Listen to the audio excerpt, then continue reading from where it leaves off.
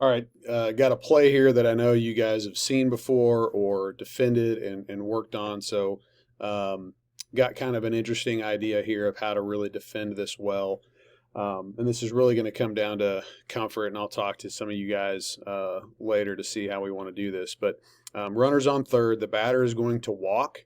The first base coach is going to give a sign, and if you can see me down in the bottom corner, he does this real fast, and that is their sign to just take off for second base.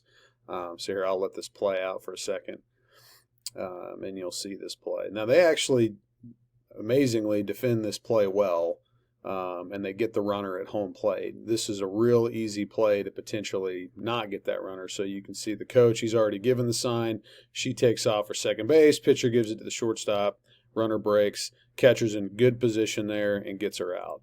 So keys here are, one, the catcher being in good position. The pitcher gets the ball back. But what they are trying to take advantage of in this situation is that, one, you're either not paying attention or you're being lazy, getting the ball back. So, if they're talking with Jennings last night, and one of the things she talked about is they get to the back of the circle to where they can see both.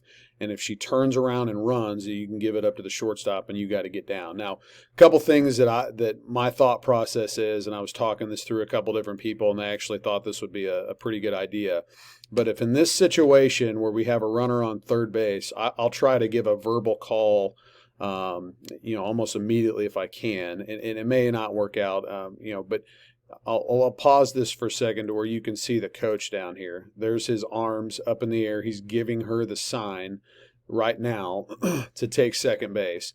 But if Riley were to come up in the baseline and actually throw the ball to the first baseman right here, it might keep her there, or she might even run right to her because she's not even paying attention.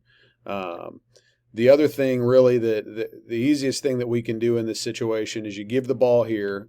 On the next pitch, on first and third, more than likely this runner is going to end up at second base anyway. But what we could do is we could pump fake to second base and look here to get that out.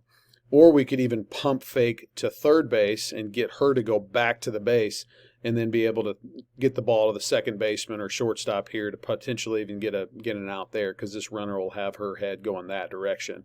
That's just one option. Now, real easy, if we get the ball to shortstop, we can always just walk her back to first base. But just a situation to be aware of. This may not happen. It's the only time that I've seen this occur in all the games that I've watched of Platte County, but just something, again, to pay attention to and to be aware of that might happen. And it may also depend on where we're at in the game, what the score is, how early or late we are. But they really want to try to manipulate you to get distracted by this runner so they can score that runner.